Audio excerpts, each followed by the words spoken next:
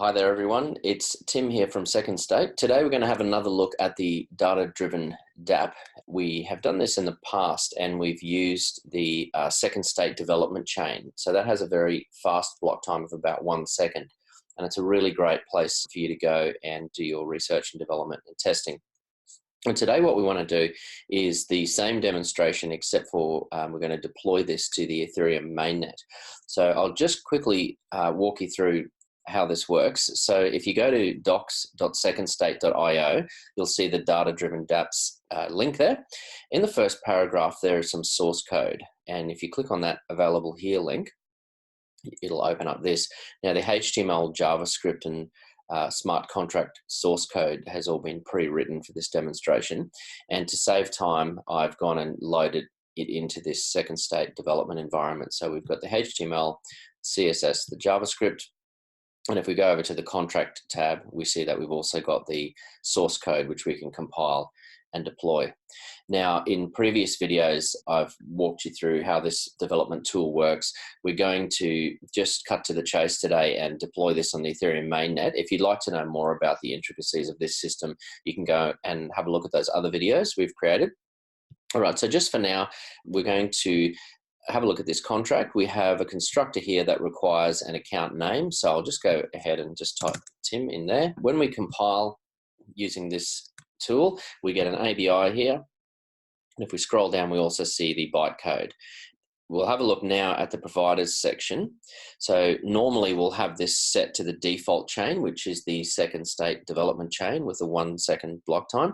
But for today's demonstration, we've created a quick Infura mainnet RPC endpoint just so we can demonstrate this quickly. So obviously the chain ID there of 1. Now the gas is normally turned off, and we'll cover this in a minute once we've deployed this contract. We'll talk about addresses and gas and real value and things like that. But by default, the gas is turned off because the Second State development chain doesn't actually even require a wallet or any software or any gas or anything like that. It will just deploy your contract in the next available block within 1 second intervals, just to help you to develop and test your DApp and your smart contract code. But what we do when we go to the Ethereum testnets or the Ethereum mainnet is, of course, we need to have gas to fuel those transactions.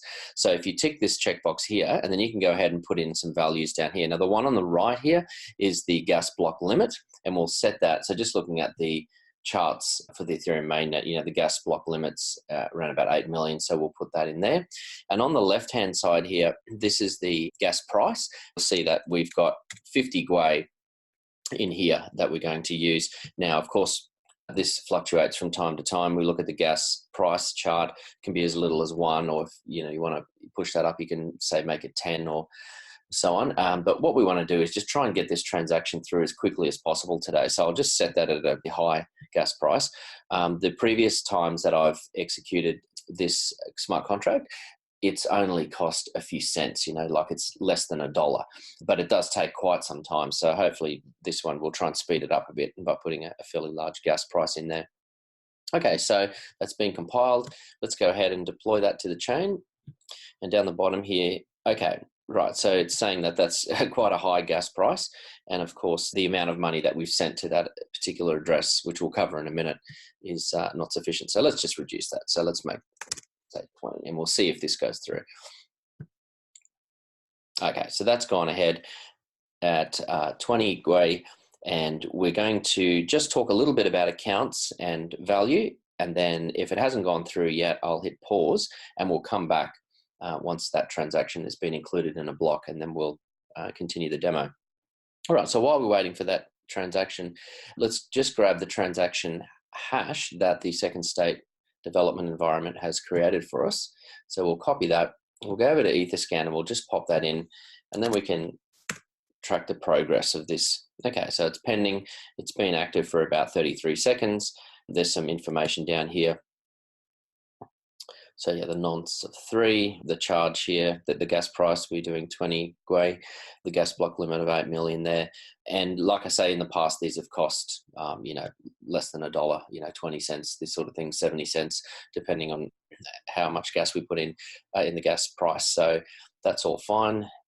Actually, clicking on this link is interesting because you can actually see here. So the safe gas price is 1 and a proposed gas price is 32. So we're not too far off. We shouldn't be waiting too much longer for that. Okay, enough about gas. Let's go back and talk about these accounts. So the second state development environment creates a handful of accounts here for you.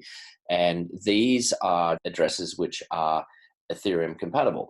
So as you may know, the second state development chain, as well as the CyberMiles testnet and the mainnet, these are all Ethereum compatible blockchains. So what that means is they share the same address space in terms of keys. Now, thanks to the brilliant design of the Ethereum key system, the addresses that you'll receive are collision resistant. And what that means is if there's sufficient source of entropy, like if there's the keys are generated in a random fashion, then no two addresses will ever clash. So due to the design of that system, this tool can go ahead and just create addresses, and there's basically next to zero chance that any one of these addresses will already exist on the Ethereum mainnet. So how you create, how you provide a little bit of gas for your transactions from this tool is you simply just set one of these addresses to the default, and that means that that'll be the one that this second state development environment uses to deploy your contract, and just take that address and send some real ETH mainnet value to it. And like I say, you only need a very small amount. These addresses here in this second state development environment are not secure. These are purely just created for you in your browser for the purposes of research and development and testing. And so, obviously don't send a significant amount of value to these, only just send a few dollars. All right, so once you've sent your money to this address, then this account will be able to do what's, as you see, was just happened here, is it can send the transaction to the mainnet, and that can show up in one of these block explorers. And we're just going to hit pause now, and then when this transaction has been included in a block, we'll come back and complete this demonstration. Talk to you soon. Okay, so welcome back. Just unpaused the recording, and as you can see, that transaction has been included in a block now. And if we have a look here at the transaction fee, we'll see that that was 68 cents. So that's excellent. I'll just click down here. Okay, so with those settings, the 20 Gwei and that gas block limit, it's under $1 for that. So as I mentioned before, please don't send a lot of value to those addresses in this second state development environment. This is just a few addresses created for you to help you speed up the process and not need to use any plugins like MetaMask or anything like that. And the great thing about this is that you can use this product on Safari or Chrome or Firefox. I've even used this on an iPad, so it's really useful. And just to quickly run you through this again, you've got your contract code here, the DApp code over here, your HTML, your CSS, and your JavaScript.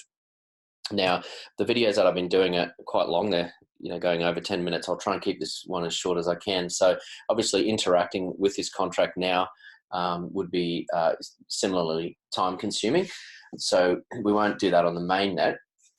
But the point of the exercise is that Second State hope that by providing this development environment with very fast block time, so if you set this provider back to the default Second State DevChain, you can compile and deploy these contracts very quickly.